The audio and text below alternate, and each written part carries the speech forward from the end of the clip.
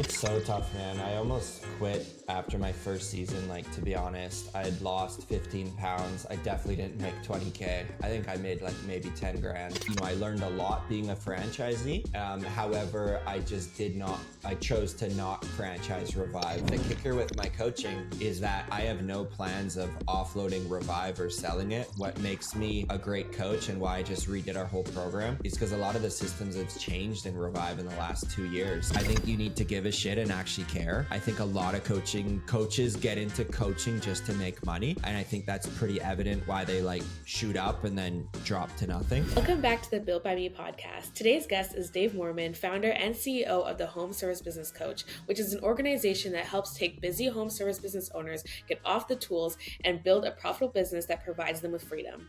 Dave has been in home services for about 15 years, owning multiple painting companies, and is the current owner at Revive Services Ltd, which runs with his management team in place.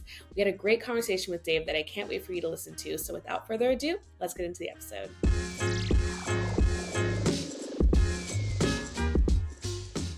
Thank you so much, Dave, for joining us today. We're super excited to talk to you. How was your day? What have you done today? Not too much. We're Pacific time, so it's 9 a.m. Okay. And Fridays I usually start a little bit later. So just had breakfast with my wife. We have a 7-month-old baby boy now, so we were just hanging out in his playroom, and this is my first call today. Nice. That's awesome. so cute. I love that. Crawling? I love a Is slow he crawling morning. yet? He's crawling. Yep. So he started to crawl. He's getting a few teeth. So yeah, it seems like something kind of new every week, which is exciting. Yeah. It's really cool. It's really cool. Is 7 months So, typically when they start to crawl? Sorry, Yeah, I was know. really interested in that. No. Yeah. I think it's like 6 months, 7 months, something around that. Yeah, exactly. Wow. Yeah, right on schedule. Yeah. That's It's been a while. so My youngest soon. is 3, so it's been a while. I can't remember. But it's fun. Wait till he starts standing up and walking. That gets. Yeah. Then we're getting our workout, Mo. Oh, running yeah. after. Then you gotta really baby proof the house. Yeah, totally. We got a bit of time. Oh yeah. Oh my gosh. Thank you, Dave. This is great. Like we've watched a lot of videos. We've read a lot about you, obviously, and yeah, we're hoping to kind of just get to know you a bit further. So let's start off by talking about like what got you into the world of pressure washing. So I got my start, it seems like crazy, but like 15 years ago, I ran a student painting company. The franchisor was called University First Class Painters, and a friend of mine picked up a CD-ROM at the time. Sounds like so ancient now, but she gave it to me, and it had in like big letters, make $20,000 in your first, run a painting business, make 20K in the summer. So I was like, sounds super interesting. So brought it home. My dad was saying like, this looks great, you should totally do it. And my mom was like Googling, it kind of sounds like a bit of a scam.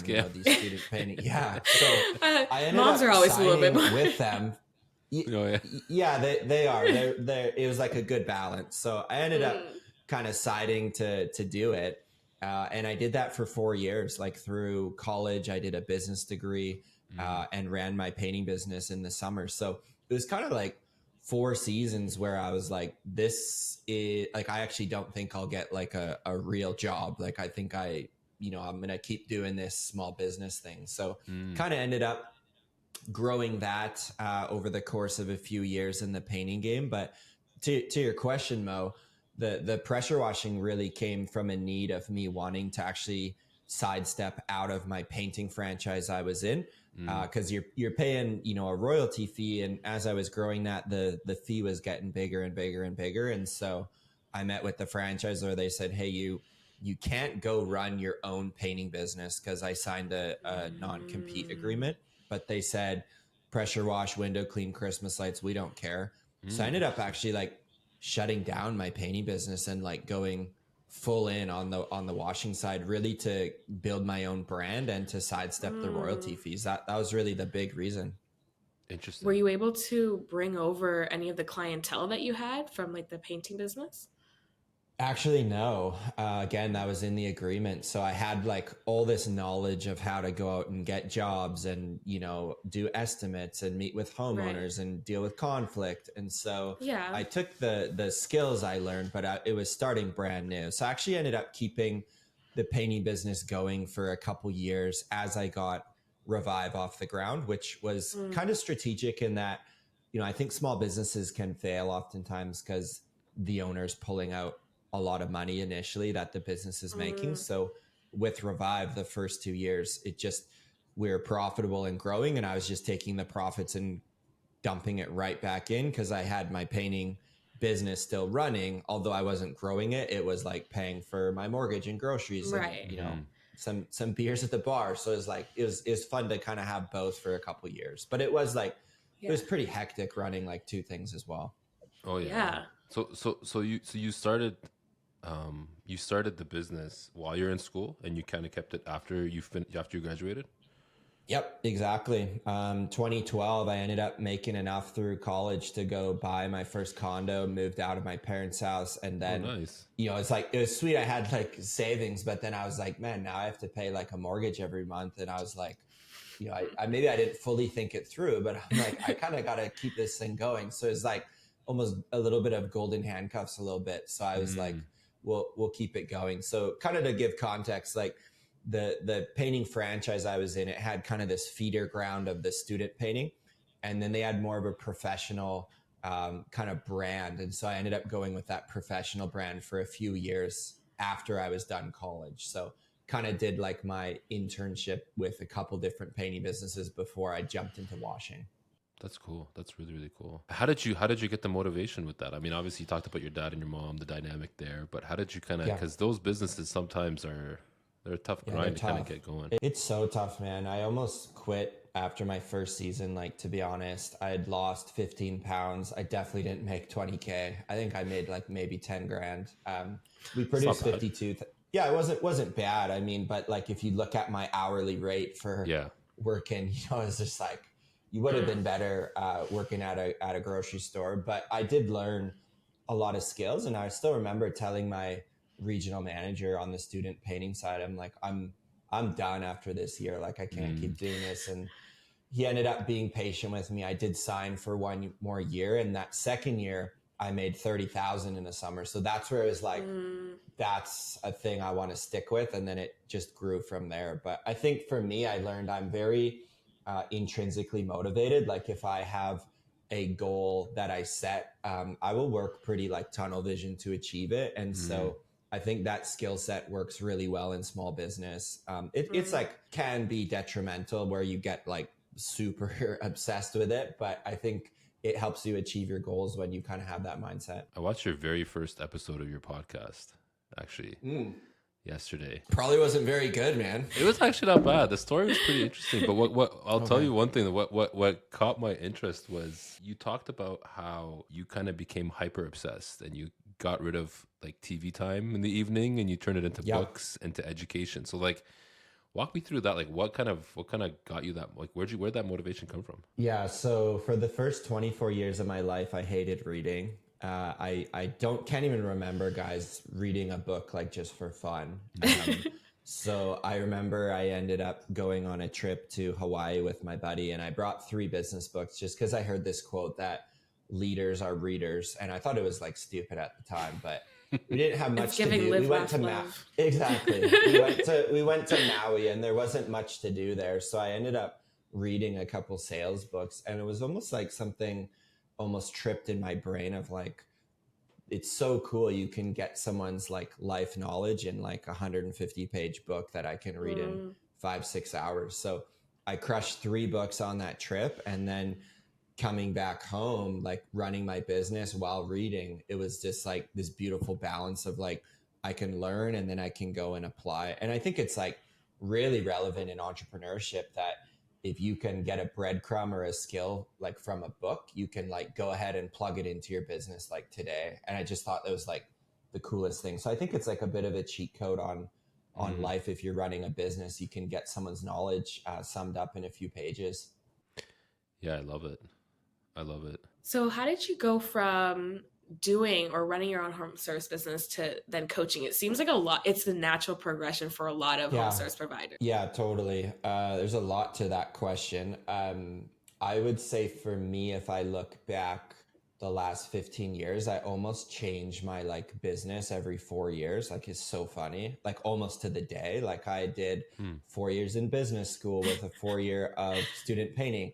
And then I did 4 years of the professional painting company. And then I really grew Revive for 4 years. And now home service business coach is 4 years. I don't know if I'm going to keep that trend going. But for me, I focused really hard from 2018 until 2021, like pretty much head down, just growing Revive. And we grew like pretty quick from like our second year, we moved from 155,000 to 582,000 in like a season. So it was like, definitely I could see this thing is like a great business and can work. And I had people at the time DMing me on Instagram saying, hey, as I was like sharing a few things, what we're doing, but hey, what is your design for a van wrap, or how do you price out window cleaning, or how do you get jobs? And so the coaching kind of started organically, just helping like a few people at a time. And then it grew from there. But I think really my big why behind it was,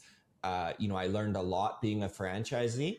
However, I chose to not franchise Revive 3.5 years ago. I looked at it and I said, you know what? I actually think this consulting model has more legs to it than signing with someone where they're paying a royalty fee, in perpetuity. So kind of home service business coach was my way of taking Revive, putting it in a box and making it available to other business owners all around the world. Talk to us about Revive, actually. That's yeah. So that's been going on for how many years now? So started in 17. So yeah, we're seven years in. And kind of the secret sauce of that business is, at least right now, I've got a really great sales and service manager, and then I have a really strong operations manager. So Steve and Katrina is kind of my right and left hands, so much that I'm really only in that business maybe 4 hours a week at this point. Oh, wow. Okay, that's good. Yeah, it's really good. So I started it originally for income and for time freedom. And so that was the goal all along, to get a team in to run the day-to-day of it. So that's the structure right now. But like, I definitely couldn't run the coaching side of things if I didn't have Steve and Katrina kind of tending to the day-to-day. Is coaching where you spend majority of your time then? Yeah, I try to not work more than like 35 hours a week. So I would say, Revive is around 4, give or take, and coaching could be, 25 to 30. Like truthfully, home service business coach, we're now a full team, and I'm actually not coaching a whole lot of our clients anymore, but the work I do every day is like making new training modules. And we just, spent the last 6 months revamping my whole program. So I like working on the stuff that is like really gonna like product based for the coaching, and not so much, jumping on Zoom calls all the time. So yeah, both businesses have a great team in place. So combining the companies, there's 17 people on each side of the business. That was something that I found really interesting about your coaching, because I feel like there's a lot of other home service coaches out there, but it's the individual person, whereas you had a team and you have what it seems like a program. Can you tell us more about what that program is? Why is it 9 months? Like why specifically that timeline? Yeah, for sure. So, to your question, I did actually start it just with clients being coached directly from me. But once that got to like 20 people, I remember January of like 2022, I was on Zoom like all the time. I was just like, something has to change, right? So I'm actually, too, most people don't know this, but I'm actually introverted by nature. So if I, for example, sat on with you guys today for 4 hours all day, I would be like so dead tired for the weekend. It's just funny because like I think I'm an introvert that has learned people skills, and so that can get abused when you just like talk to people all the time. So So yeah, I wanted to build something that can grow beyond just Dave. And a lot of coaches will burn out around like 2 or 3 years in because they have clients coming to them. And I think Right. depending on your nature, coaching can be kind of like deep and personal if that's your style, right? If you want to really get into how people are doing and feeling. For me, that's not my style. It's more, this is the program, this is what you need to do. And so I wanted to build something with a team. And I think I just learned through my painting companies, through Revive, and through coaching that I just thrive in environment when there's a team rather than like everything funneling up to Dave. So that's kind of how we've set it up for right now. I wanted to ask a question regarding like 4 hours. It's actually pretty impressive to spend on a business, like on a pressure washing business. So like talk to me about your like transition from when you first started Revive to getting to a point in time where it's like I can only spend 4 hours a week and I know the business is fine. Yeah, totally. So for about 3 years, guys, I spent the first 2 hours of every morning. So my wife is a nurse, and she would commute to work and have to be there for 7 a.m. And with traffic, she would be leaving pretty early, like by 5:30. At the time, we didn't have a dog, no kid, and so I turned into a morning person that year, and I would drive up the street to Starbucks and the same table for 3 years, pretty much 3 years, from 6 to 8. I would just pull up my MacBook and I would type out systems for the business. So, I got to give credit to like a mentor of mine. His name is Josh Latimer. He originally grew a cleaning business, and I listened to his podcast and learned so much from him and did his program. And he told me, he's like, Dave, you need to take everything in your business that happens and write a SOP, a standard operating procedure for it. So I would sit at that table, man. I would write inbound call scripts. I would write outbound call scripts. I would write how we do an estimate. I'd have a picture of how a technician should dress. Like everything got systematized in 3 years. And so those first 2 hours every morning was Dave working on the business, because I knew that this thing would start ringing by 8 a.m. with my guys calling me, clients calling me. And then from, 8 to 5, I was busy. But so that was really key to the transition. And then also, I think most service business owners don't talk about, we kind of came up with this term, a hybrid role. And so I was able to grow Steve, my ops manager, originally just with 1 day a week. Every Friday, I would task him with all the production tasks to do. So I would say, hey, meet with this supplier, go see this customer, go do this crew, go buy this ladder, go change the oil on this truck. Like I just have this list every week. And so we were able to move Steve into, a day doing that, then 2 days, and now he's doing that full time. So it's like a slow training kind of transition. Exactly. So that helped tons. And then I just really look at employees as investments in my company. And if I can get a full-time employee that's going to bring 2,000 hours a year to help grow the business, that's a great trade for me. So it's always just about firing myself from each position and then buying back my time. So, we were able to move me off the job site, then out of the office, then out of production, then out of sales. And now I just go to the office every second Wednesday for 2 hours for a meeting.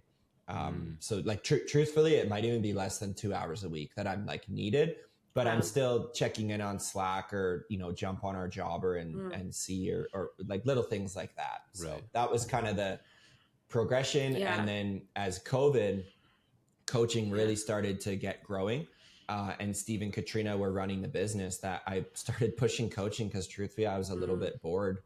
Revive was running. I was like out of a job, and like classic entrepreneur brain, you want to go put your brain into something that, you can create something out of nothing. And for me, that's like the ultimate thrill in business. It's not the time or the money. It's like, how do we build something that doesn't exist and like give people jobs and make it awesome and make an impact? Yeah, it's interesting. I was gonna say, like, why not? You said you decided not to franchise Revive. That's typically like, the move that we see a lot of entrepreneurs do. That's like they grow their business to a point where it's manageable, right? Like I can manage it 4 hours a week, 2 hours a week, whatever it is. And they start saying, okay, what if I open up another location, another city? You know what I mean? Because you kind of have this like the systems in place, if you will. Yep. Why not franchise? Lots to it, man. One is like there is inherent liability. I chose to build one amazing local profitable business. We still have guys and girls driving all around the town, climbing up ladders on roofs. Whether you're franchising your business and you've got 30 locations, there still is the franchisor on the hook for liability reasons should there be an incident. Two, I really it grates against my core values to charge someone a royalty fee where there's not an equal exchange of value. It's my personal belief, man. Like most people stay in our program for 2 years. So beyond that, they're staying for like the community and because they want to be there. But if you and Taina went to start your own window cleaning business today, I could teach you guys everything you need within 2 years. But to stay beyond that and me keep collecting royalties on your money you're doing, there's something about it that I don't really love. So, if you're franchising a Tim Hortons in Canada, I know you guys are in Canada, or a Subway, there is like inherent brand value with the name because there's tens of thousands of locations. But I just find in home services, and it works. Obviously, it still works. But I think the franchising was a big thing of the past. You saw Brian Scudamore do it with 1-800-GOT-JUNK. Yeah. And there's still guys and girls doing it today. It is a great business model. For me, it grated against my values to charge someone in perpetuity just to license your brand name because you have 10 or 20 locations. It's like a drop in the bucket. And most of these trades businesses, they don't have a lot of margin and capital. So I chose to say, look, let's look at it 2 year. Ideally, you stick with us for 2 years. We've got a 9-month program and a 1-year program. And if we can send you out the door with all our skills and resources and see you thrive, like that's the real win for me. Do you think your background with being part of the franchisee program allowed you to see kind of the inside knowledge on it and say, okay, maybe I want, like, these are what I like. This is what I like from it, learning, figuring out what to do. And that's what the value, but then this is maybe what you didn't like. And so your program kind of implements all the good stuff that you liked. 100%. Like the franchise did a great job with, building out a community. They would take us to Mexico, to Cuba, to Vegas. And you're like 22 at the time, right? And it's like, you're going to Vegas for the first time with all your, like, you're just like, this is awesome. Right. And they did a great job building out community with that. So I definitely like took a nugget from that. And like, we host events on our coaching side. And it's just like to bring people together is a huge win. But yeah, again, it just came back to that financial piece of the royalty. Not to mention a lot of franchises have like a pretty significant buy-in, anywhere from, $30,000 to $100,000. And again, they're getting the systems and the brand name, but I just said, look, I think I can do a non-buy-in, give you the systems and the brand name. And the kicker with my coaching is that I have no plans of offloading Revive or selling it. What makes me a great coach and why I just redid our whole program is because a lot of the systems have changed in Revive in the last 2 years. So I wanted to grab all that intellectual property and now license it all out to the guys and girls that we're coaching. So, I don't just want to be a talking head that, 7 years ago I grew a business. It's like, no, literally today we had 2 technicians quit and this is how we're handling it. So it's like very like real and like in the trenches. So I think that's something that I never want to lose because I think that makes the brand like very authentic and very like real as to who we are. I love it. I mean, I looked at your site for the home service business coach. It's pretty interesting what you have set up here, right? Like, so can you walk us through a little bit like how you structure this thing? Because we were reading that it was like it's 9 months, like is the basic kind of thing. Seems like a long time, right? Like initially when someone's thinking about it, like 9 months for me to start business, like walk us kind of through that process and how it all works. The current site's pretty bad, by the way. So come back in a month. It'll be a much better one. But so it's first of all, we don't work with beginners. So a lot of coaching programs that will say make 10K a month, go to Home Depot, get like that's not us. We want you doing about 100K, give or take. You've got proof of concept. You're running like a profitable business, but you're stuck on the tools and you're working 60 hours a week and your home life is a mess and you don't have time with your kids. So that's really our avatar, is someone who has grown an owner operator business and says, like, you can build out a $500,000 pressure washing business with like 5 people on your team. Like, you don't need a huge business. And that model, guys, you can be making 150K on and taking winters off. Like, it's a pretty good gig. So that's what our foundations program does. And we learned that we need about 9 months to shift how somebody thinks about their business. And then we have 102 downloadable systems in our program that we just found we need 9 months to give this to you and go week by week and work on implementing every single one. So, we had it at a year, we had it at 3 months, and we just landed on 9 months. So it's 8 modules, everything business in a box. There's training videos, there's community. We do live events, there's systems. So, and to your question too, I chose to just give away all the value for free in my podcast on my YouTube, is like, share great value from there, but don't mess around with charging people, $50 for a course or something. Like, I learned a lot that, like us, we're 9 months at 1,500. So it's a 13.5K USD program. Right away, most people will be disqualified from that, which is fine. And we say, go listen to the podcast, the YouTube, and we'll have people, like, literally one of our Google reviews came in this week. The guy said, after I listened to 80 of Dave's podcast episodes, I knew it was time to jump at 80. Yeah. So it took him a year and a few months to do that. And now he's like, all right, I'm in. And most of our guys, we finance their investment.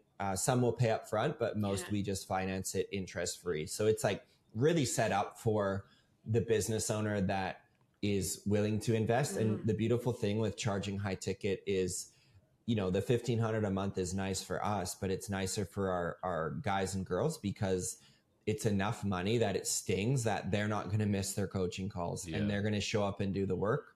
And so I did a lot of research in this space to try different models, and we landed on this one years ago, and we've not really tweaked it very much. I really like how you offer a lot of education for free that's available out there. And then it kind of acts as a funnel as well. So it's like you mentioned with that Google review, it's like they see the information that you're giving. I think a lot of people gatekeep information, like, no, you have to pay me for this, you have to pay me for that.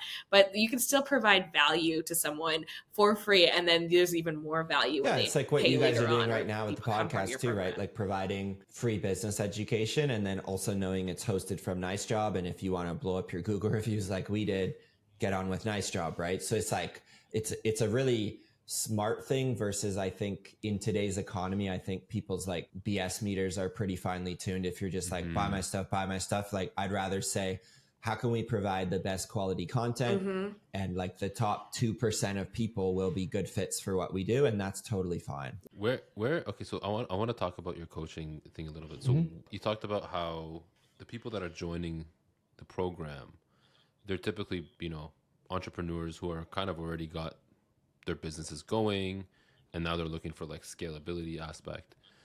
What is that? What is, so they're essentially making money. It's not like they're not making money today. They're making money, Mo, but they don't have their time and they don't have their systems. And they also, like, we work on really 3 big pillars in the program. One is like hiring out your team. That's like the biggest thing. Like we say, getting off the truck, hiring an office manager. 2 is like the financial piece. So we work with them on their pricing, knowing their numbers, how to package up their offering. And then 3 is really on a lead generation front. Like, how do we actually make the phone ring? How do we build a brand? And all the systems that go with that. So, once that is set up, we have the roadway to work with them to grow them. Like foundations, our intent is to grow companies to 500K, where the owner makes 150 grand. Yeah. And then our growth program is the program I work in. And that's when we get successful foundations members that are up around 400 to 500K. And we say, all right, now let's grow to 750 or grow to 1 million or grow to 2 million, whatever their goals are. So that's more of a invite only. They've been through foundations. We both like each other, and then they can come in, and that's where there'll be a little bit more access to me. Because right now in our program, only 10% of our members have access to me. Oh, Most of okay. them are paired with one of our head coaches. And the beautiful thing of our business is all of my coaches have grown their business, got off the tools, and have been in my program for 2 years, at least 2 years. So now they're coaching Oh, I the see. others coming up. Yeah, So yeah, yeah, yeah. we never hire externally. They Other are like coaches. living proof that Okay. this works. They've done it. I know their values, they know mine, and we give them a group to be coaching. So we've got now 4 coaches on our team that have walked that progression, which is, I think, pretty cool. That's really cool. And is the plan to kind of keep growing that? Yeah, I think we'll end up with probably a team of 10 coaches in the next few years. Right now we're 4. I think at this point, really the best marketing we have is just the product itself. We get a lot of referrals coming in because, our goal is that like we ran a study a year ago. Our average member grows their business $180,000 with us. So when you look That's at amazing. investing 13K and getting more than 10X, and their net profit improves by 45,000. So it's like, for anyone like who's serious about growing, this is an absolute no brainer. And the last thing on the franchise too is you've got to sign a franchise deal where you're locked in for 5 to 10 years. With this, like they're signing up for 9 months, but like if you're not happy, you're not going to stay. So like it's every day I wake up, it's like more client results, program has to be better, our team has to be happy. So it keeps us extremely honest to make sure like the value keeps coming as well. I love it. No, I love it a lot. So it kind of it almost pushes other entrepreneurs to get their business to be, or to get their business to a point where they're only working 4 hours a week on their home service business. Our coaches, like I'll tell you, one of our coaches, Trey, he started with me doing 400K, like pretty good landscaping business, but like he was having a kid, not much time on his hands. He worked with me over the course of 2 years. This last year, he just finished at 1.1 million, and working way less. And this year he's growing to 2 million. That's and he has all this time back. So he's now a coach for me, coaching our landscapers. It's just like, wow, you can't make that stuff up. So he's like, I invested 18 grand with Dave and I got a 200 grand return. So it's just like, and not everyone's going to see that crazy success. Right. So I don't want to, like, we rarely use marketing to say, if you work this much, you'll get this. We're like, no, we have the whole roadmap.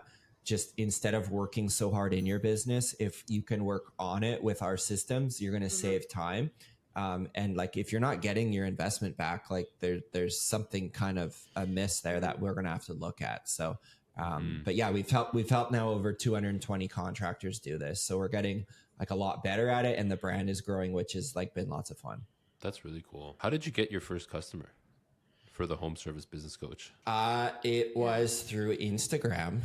My guy Omar runs a company called Dr. Paint in Florida, and he DM'd me, and I charged him $200 for a 1 hour call, and he booked a whole bunch of them in, and I just met with him once a week. And I remember Friday, I was like, I made $200 today. Like, I worked an hour online and made $200. Like, it's crazy. So it's like a mindset shift for me that like, when I was like making all these systems for Revive at those Starbucks mornings, I had no idea that this would help people all around the world. Like, we had a guy this week join from the Netherlands. He has a landscaping business. And I'm like, we had a guy from New Zealand, Ireland. So it's just like, I did it strictly to like buy my time back at Revive, but then I'm like, this really struck a chord because 96% of home service businesses, they're not set up where they're working 4 hours a week and they have a team in place. So like, that's our market to go after, is to help these people that, it's not for everybody again, but the market is just so massive for helping guys and girls in the trades. So what are all the different like businesses that you cover? Because you talked about landscaping. Obviously you offer pressure washing. Like, is it all 70% are exterior cleaners, landscapers, and painters.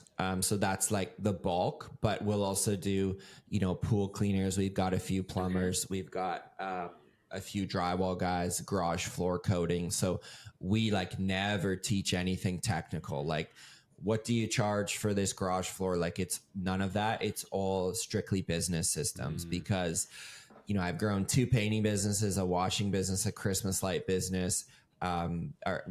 we basically like took all the intellectual property for scaling a home service business, but it's not like painter specific. Like we're not getting into what kind of paint do you need, because you can YouTube anything technical with the trade, but you can't find like these really plug and play business systems. So that's really like where the secret sauce is in the program. Do you think you'd get to the point where you do kind of segment them a little bit for different coaches? So if there's a painting coach. Exactly. Yeah. So Trey is our head coach for landscapers, and we're building that out with him right now.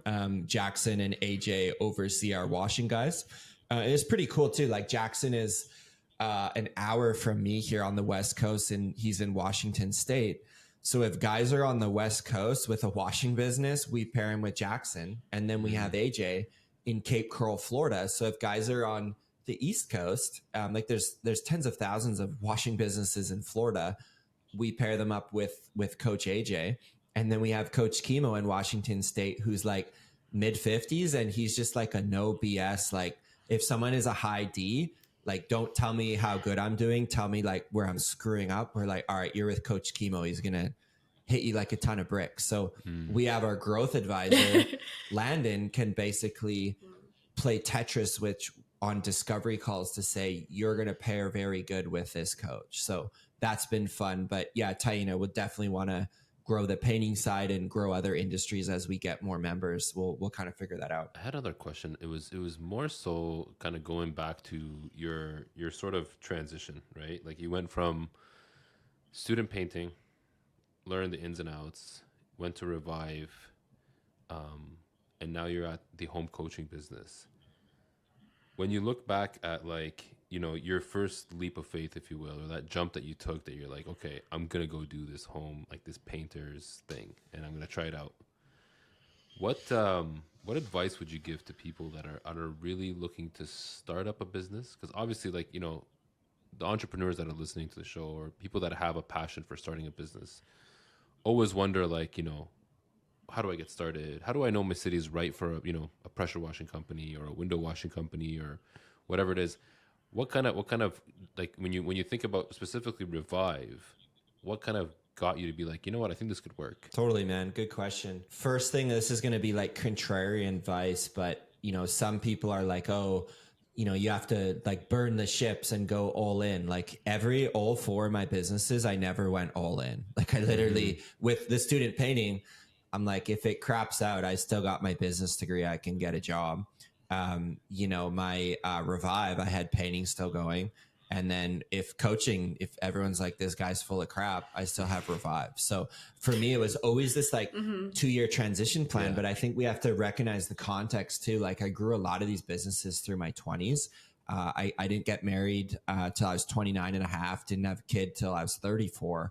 So like there was a lot of time there where it was just like, I had the capacity that I could push two things. But even today, guys, if I had, you know, married to Alex and I got baby Beckham at home and I'm like, hey, there's this new business, I would start doing that a day a week or a Saturday or a couple evenings a week and like moonlight the thing and get some proof of concept. And if you listen to anything from Damon John on the Shark Tank, like he worked at Red Lobster for 6 years while he was growing FUBU.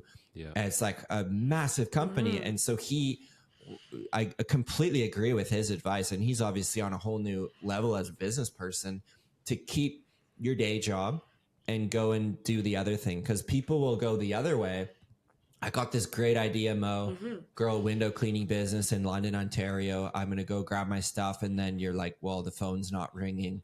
What do I do next? So I really think it's possible to do about 100K kind of on the side. And then for me, as soon as Revive hit 100K, I was like, all right, painting business, don't need to keep that going because I can replace my income now with this thing. So that would be my biggest advice for people getting started is like create your own proof of concept. Don't throw out your day job yet because, you know, with cost of living, like rent, groceries, it's insane. And play the crazy entrepreneur 10 to 20 hours a week, whatever your family station in life will allow it to be. I love it. No, I love it. Because that's the thing. Like, you know, a lot of people are afraid to make that jump, right? Or like afraid to kind of figure out Yeah. that proof of concept. And some of it also is the at the individual level where the person has to Yeah. feel motivated, push themselves, right? Yeah, and also like I think why Revive grew so quick is like I studied the whole country and found out where the top income per capita is, and it's like pretty close to you guys actually in Oakville, Ontario, and then the other one is out where we are, like South Surrey, British Columbia. Yeah. At the time, it was like 150 grand per household income was like the average. I'm sure it's higher now, but I was like, man, if I could, and also while I was painting, I was like, man, everyone out in this South Surrey area has like a nice BMW and a nice car, and like they're so friendly. I'm like, those are the people that are going to hire my cleaning business. So, because like we live in the 11th largest city in Canada, Surrey, but there's a little pocket of it called South Surrey, which is, it's close to the highway, so a lot of people commute downtown, and so that's really where the income is. So I chose to basically get our office there, plant our flag there, and basically say, hey, I believe we can grow like a pretty significant business like just in this area. And that's another hack of our business. 80% of our jobs are in a 30-kilometer square box. So we're not going to Vancouver. Yeah. We're not going to Chilliwack. We're just routing our trucks around so we can do a $2,000 day driving 20 kilometers, or for people in the US, like 12 miles. It's really not that much driving. Yeah, that's great. Yeah, you're really putting yourself like where your customers are, and that's really cool. Because especially if you do a service on one house, the next house can look at that service that you're doing, and you just build from there. And I think the third piece of advice to it, like, all comes down to just growing a brand. Like, I think people want to know, does flyers work? Does door knocking? Does signs? Google My, like, all this stuff works. But if I had to look back, like, we got top ranking on Google in our third year. And I didn't start working with you guys till we had like 150 Google reviews. And then we flipped the switch with you guys with Nice Job, and we got like a couple hundred reviews in the course of like a year and a half. And now actually my head coach just passed me. He's got 500 reviews. I'm like, dang it, we're at 450. So we gotta do some work to try to catch up to Jackson and Mount Baker. But I think growing the brand and having that social proof on our GMB has been massive. And then when you add in like vehicle wraps, friendly trained crew, a really professional business, like that's where, if I had to start all again, I would go right back into home services, because it's such a fragmented industry, and like most of the people running trades businesses are not really business people. So that's where I was like I'm terrible at cleaning windows. Terrible. Really? I don't hang pictures in our house. This sign behind me, my wife hung it up. I am the most unhandy person you will see. Yeah, exactly. But that's why my service businesses have grown, because I just can't be stuck on the tools. Like, I just don't know what to do, but I can grow a business. That's my skill set. I can hire a great team. I'm really good with numbers. And so like, you got to know where you're great. And like that, my whole story can't be summed up without like giving kudos to my team. Cause like I've done a good job assembling them, but they're really the ones that are growing both the companies with their interactions. And I think that's how you grow something great, really, is like with a team. Yeah, I think there's only so much money or so much that you can do with just your two hands, because you only have so much time in the world. We all have 24 hours, right? So I think it's really important to know your strengths, and as an entrepreneur, be able to hire out for what you can't do, because you can't do everything all at once. So it's really cool to have a good team to actually support you and continue to grow your business. Yeah, totally. Like it's Dan Sullivan talks about it, your zone of genius, right? So every entrepreneur is going to have two or three, like, you're so good at that one thing. And for me with Revive, it was really marketing and it was hiring. Like those were like the two things I was like ninja skills at, right? And great exactly. And so the phone could ring and I would be able to get a team to do the jobs. But my missing one was kind of like the sales side. So I had to go out and get a salesperson fairly early on to go out and meet with customers, or in our case, like we sold a lot of jobs just over Google Street View over the phone. So I think really knowing, hey, I'm a rock star in this task and this one, but these other three I'm not so great at. So I need to look at dishing those off. And it's hard, because I love business coaching, But like that was the bottleneck to growing this thing, was everyone wanted Dave and wanted a one-to-one with Dave. And you can't grow a business that way with not having proper structure. So you got to figure out what your zone of genius is and where your time's going to really go. I love that zone of genius. I think that like humility and also being self-aware is really important to growing your business, because you can't, if you pretend like you can't learn anything new, you can't like, I know everything, then you're not going to go very far. Yeah. It's like the old school contractor, right? It was like, no one wants to work. It's usually a guy, right? No one wants to work with them because they know how to clean the window. And I just try and be like the most open-minded, so much that we made our core value, our fifth core value is Kaizen, which is like continuously improving the business. So I would say it's weekly. We have a team member come to me or a manager and be like, we do things like this. I was actually thinking we could do things like this. And I think the best leaders are the best listeners. And so I think we've retained our team just because we're like, give us feedback. What do you guys think we can make it better? It's not like, holy, Dave knows all this stuff, it has to be done this way. So I think we're like process driven, but we're still like very open-minded with our team. And I think when you run a cleaning business, like you've got to make your technicians like the superheroes as well. Like they're the ones out today while it's raining, they're cleaning gutters, like, you know, they're making the business go round, and you can't lose sight of that and get stuck in your office and not really value like the people actually doing the work. So Dave, we talked about what advice you'd give early entrepreneurs. What about the entrepreneurs that have scaled their business or are looking to scale their home service business? I'm obviously biased because I have a coaching program, but I'll tell you guys straight up. To this day, to grow HSBC, I've invested $62,000. Like I just worked with 4 coaches and said, hey, one coach is like, you need to stop doing this. The other coach is like, you need to do this. And the other one showed me how to get out of coaching in my own coaching business. Like it's a bit of a mind warp, but like if you don't have the budget for coaching, start reading books, listening to podcasts. That's like base level, cost you $30 a week to read a book, right? Mid-tier level, I'd say, is start going to some industry events, get around people. Even if you got a spring for a plane ticket and hotel room, couple grand, that's worth it to get into that room. And then top end would be like mastermind coaching programs. And there's other ones, you don't have to choose mine. You want to get in an environment that's going to short circuit the time needed. And when you get to a certain point in business, you actually value your time savings more than saving money. And that's why the right entrepreneurs will be like, yeah, this makes a lot of sense for, you know, 13K, I can grow a business and have the direct path. So yeah, I would kind of do it in that 3 level pyramid. Because coaching's not for everyone, but I also don't think you can grow a successful business in trades if like you just read books all the time. Like I think you can, but I think you want to get some specific industry stuff at some point. I also think it kind of goes back to what you mentioned earlier with if you're like, oh, we just had to fire 2 people or 2 people quit this morning and we had to, it's really agile.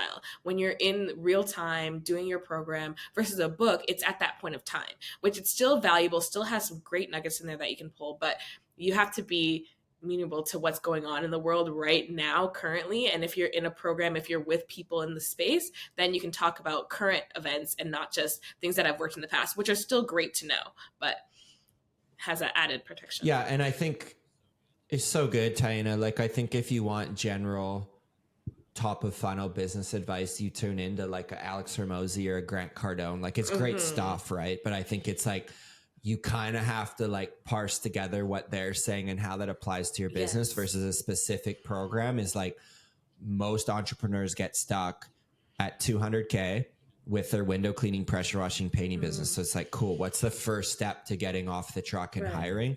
That's like more specific and practical. So it just depends what you're looking for. But, you know, I think where the world is going, people don't want to sit and listen to like an hour-long training. They want like we recut all our program videos so they're under 10 minutes. So we're just like, say what you're going to say and then shut up and drop the system, where they used to be like, look at this 45-minute in-depth, like even at 1.5 speed. I'm just like, people don't have that kind of time anymore. That's true. That's very true. What in your mind makes a good coach?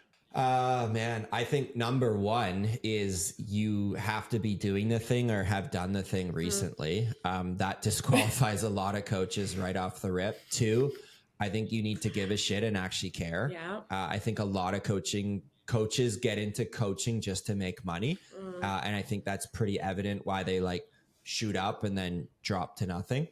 And then I would say a third point is just having like that expertise. Really, I think, like we don't really, like, if someone came to us and said, Dave, I have a $3 million flooring company, I want to grow to 10. I would say go into my buddy's coaching program that they grow 8-figure businesses. Like, we work with the little guy who wants to go $500,000, then $1 million. Like that at this point in time, that's what we do. So I think knowing when you're out of your depth as well, versus if someone, Mo, if you're like, I want to start window cleaning in London, Ontario, I'm like, if you haven't got started or you hadn't run a previous business, I think our program will be like over your head. Right. So I would say go with my other buddy. His program's only $3,000. Start with him, get to 10K a month, and then we can have a chat. So I think also knowing exactly who like your ideal avatar is that you can help. And my coach told me, he's like, Dave, just coach the person where you were 3 to 5 years ago. And when he told me that, I'm like, I know exactly what that Dave was looking for. And that's how that was like the lens that I built the whole program through. Was I was stuck at 155 grand. How do I grow beyond that and get off the tools and grow a team? Yeah, that's interesting. Getting coached for the coaching program as well. Yeah, I love it. Exactly. That too. You gotta be a lifelong learner. Totally. Everyone needs a coach. You do, man. I hired a coach for I got into big time into golf. This isn't business related, but I got big into golf last year. I hired a coach. When Beckham was born, a big thing for me was like, I would like us to give our best shot with training him how to sleep. So we hired a sleep coach. I've hired multiple business coaches. Anything I do now, it's like, coach. If I'm out of my depth, who can I give some money to like, get like shortcut the time savings. So it's like, it just sounds crazy, man. Cause the first time I heard of coaching, a colleague of mine invested $10,000 to go to a Tony Robbins event. I remember texting my girlfriend, who's now my wife. I was like, can you believe this guy spent 10K? Like, what an idiot. Why would someone? And I was like, but I was thinking so small where I'm like, that guy actually now has like almost a 8-figure home service business. I'm like 10K to him. He's like, well, now look what I created. So it's like, until you're like in that environment, you think it's like absolutely like, is this person stupid? But they're just playing at like a different level that you don't see. Yeah, no, I mean, at the same time, like everyone's got something to teach, but at the same time, the people that are actually going out there and seeking that knowledge constantly and digging for it, those are the people that are going to get ahead of the game always. More time with their family, more organized, more revenue. Coaching is a big deal. Yeah, and I think too, for me, why I believe in it so much is because I've done it and I'm doing it, and that's like, you're kind of, you coach the client like how you were, and I think if you're like, I was telling a friend this the other day, like if you're cheap, always asking for a discount, like monkeying people around, like those are the clients you're going to attract. Where like some of our best clients are like, I've listened to all your podcasts. I love Alex Hormozy, and I have an iPhone. It's just so we laugh. We're like, why are those three always like the best people? It's just so funny. But you like start to see some trends of people you can really help. It's like a pack. No disrespect to Android. A lot of disrespect to Android. Yeah, right. What was harder, like Revive versus the home service business coach business? Like between the two, which one is harder in your opinion? Oh man, like they're both hard in their own ways. I would say Revive, like initially coaching was harder because like I was like, I can coach people one-on-one, but I had to go through so much mind shifting. Like my limiting beliefs had to get challenged of like, how can I coach in a group? Like I thought that was like, there's no way that would happen. And then I was like, how can I have a coaching program where I'm not the main coach? That had to happen as well. So going through those two was extremely tough. On the Revive front, what's tough is you're just dealing with more liability and stuff that can happen, right? Like we had a guy, one of our techs, back our trailer up into like a brand new F-150. I'm like, all right, that's a $2,000. We had a gutter bucket drop on a new solarium. That's $3,000. We pressure washed a wood deck, destroyed it. That's $7,000. So it's like, there's more issues, I'd say, on like the human error front, on the Revive side, just naturally running a trades business. But on the coaching side, I think you're constantly iterating, and like how we used to get clients 2 years ago doesn't work anymore on the coaching side. So we're like, we have to totally revamp our systems, I'd say almost quicker than we do on the Revive front. So both hard in their own ways. But people are like, oh, the online business is easier because you could do it from anywhere. I can kind of do like Revive from anywhere as well. If I miss a team meeting, I can jump on Zoom. I'm not saying you can go live in Bali for half a year, but I think I've typically taken 40 days off for 10 years in a row just to go traveling. So at the same time, you can run it. Usually. So 2014, I went to Asia my first time, and we did a 40-day honeymoon backpacking. So cute. It changes with having a kid, but we've still gotten him on a bunch of plane rides in this last year. But yeah, I think it just comes down to values. And I think, to sum up, I'm not the entrepreneur to learn from, to have the biggest empire in the world and be a billionaire. I have no desires of that. I have desires to be financially independent, but more be wealthy with my time. And like for me, travel, family life, and health, like those are non-negotiables. So that's why my work week, I'm not the guy to say grind 100 hours a week and, do all this stuff. Like it doesn't fit in with my values. So I think you got to build, back to your question, Mo, on advice, I think you got to build a purposeful business and work backwards for really what you want. And truthfully, the coaching's grown like quicker and bigger than I thought. Like I didn't really have a vision to say, let's go into all these countries, but at this point, the team's in place, and I'm going to keep, seeing where we can keep going, but never sacrificing like the results we can get our people. Would you, what advice would you give someone who actually wants to start a coaching business? I would say have something that you can actually coach on. Two, do not ever sell a cheap, low ticket offer. People think, Mo, if I get 1,000 people that pay me $100 a month, I can have this great. It is so hard to get. I can't get 1,000 people to pay me $100 a month. I could get 100 people to pay me $1,500 a month. So I would say, if you're going to start, we could do a part 2 of this, man. But if you're going to start, you want to definitely charge high ticket. So high ticket is anything from $3,000 to $10,000. So I would get on a Kajabi or get onto School or Thinkific or Teachable, get on a platform, build out your modules. And then I would coach my first 2 to 4 people completely for free in exchange for a testimonial and a review. And then I would package up my program and price it somewhere from 3 to 10K and guarantee that they get some kind of a transformation. You want to lose 10 pounds, you want to save your marriage, you want to whatever. Man, a guy in my group, I kid you guys not, he was making over $1 million a year teaching you guys how to do handstands. Handstands. In my group. 7-figure business. Not kidding. Wow. You could, like, anything is teachable and trainable today, but the marketplace and search engines on social have changed so much that you can't, like, getting noticed is incredibly hard now. And so we've pivoted our strategy to say, we thought our content was good. We need to make our content now great. And if you go through, Hermosi's YouTube, you're like, this is just so engaging. Like, he obviously has a whole media team, but if you can make the best tip of spear content, I think that will drive eyeballs. And then at the same time as you market it, I would be building the back end of your program on a platform. That's how I would start. But the biggest cardinal sin, man, is you charge low ticket and you think you can get 100 people in. Like, if you don't have a platform, you're not going to get 100 people in at a low ticket. Oh, that's great advice. That's so tangible. There's a lot more to it, but like I said, for a couple of years, I would just listen to podcasts in the coaching space to try figure it out, and made a lot of mistakes along the way. And I think the business is at where it is today because I invested in it and like worked really hard to grow it. I feel like we definitely need a part 2 because I'd love to hear more about how to become a coach. But this was so great.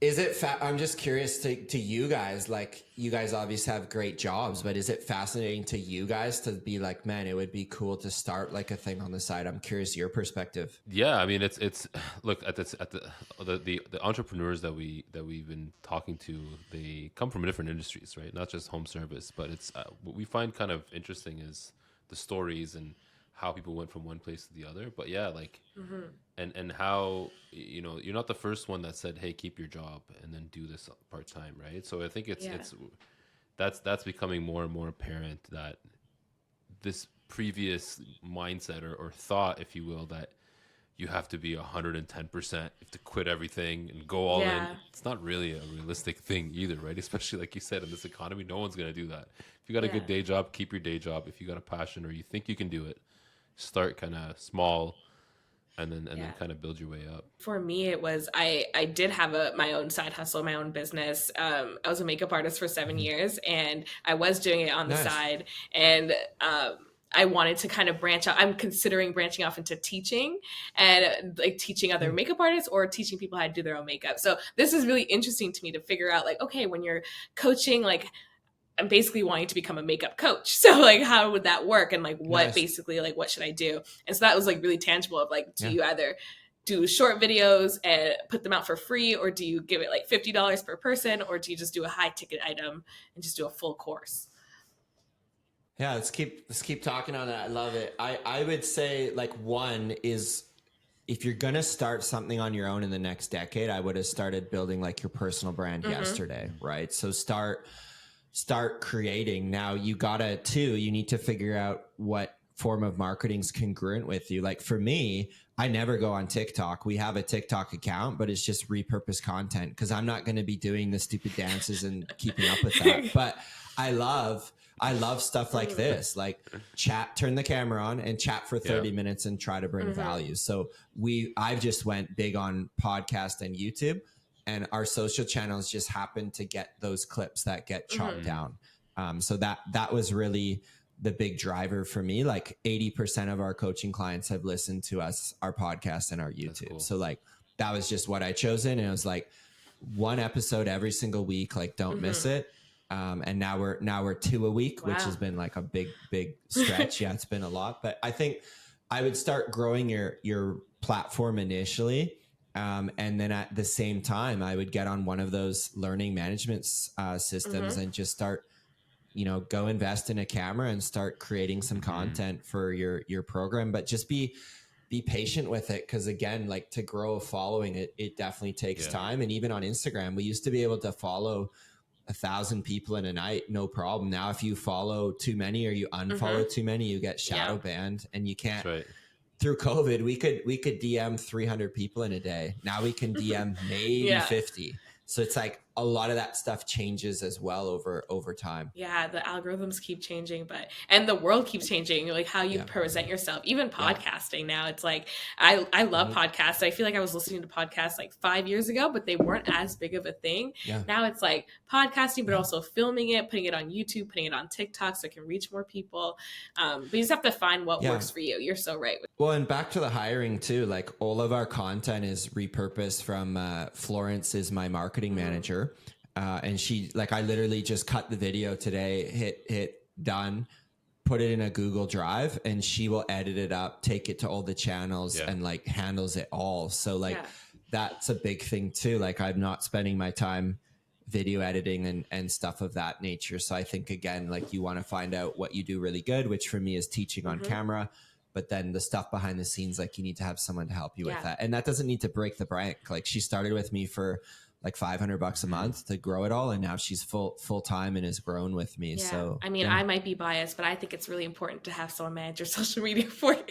It is my position, but 100%. I think it's really important because it's hard to do your job, do everything well, and then also still like promote it, market it, because that's a whole other job in and of itself. Yeah, I'll drop a resource too, is a book called Who Not How. I mentioned that Zone of Genius with Dan Sullivan. He wrote a book. It's a short read, but I read that book years ago and it really changed how I looked at business with like, Dave doesn't need to know how to do everything. He just needs to have the right who's on the team. And so that book has helped me, along with E-Myth has been a great book for how do you get, Mo, you asked how's my transition been. That book talks about how you work on your business, not in it. So like a few of these resources have like helped me significantly as well with growing companies. Yeah, that's great. Yeah, we'll make sure to link all those in the description. Yeah, Cool. Dave, I feel like we can talk for another like 3 know. hours, but Right? we'll definitely have to Yeah. do a part 2. Cool. But thank you so much. This was so great. We always ask everyone, is there anything else you want to plug? Is there where can people find you? Yeah, I mean, just home service business coach, anything. We're on most platforms. So, including Apple and Spotify. So if they're loving your podcast, they could always jump over and check out ours as well. But yeah, we put out a ton of free content just to help everybody. So home service business coach, anything is a good way to find me. Very Awesome. beautiful. Thanks, Dave. It's been a great chat. Really appreciate it. Yeah. Thanks for having me on, guys. Lots of fun. And that wraps up today's episode. Thank you so much for listening. As always, don't forget to like, comment, and subscribe to our channel and follow us on social media at Built by Me Podcast. If you're listening on Apple Podcasts or Spotify and you're feeling extra generous, please leave us a 5-star rating. Until next time, keep building.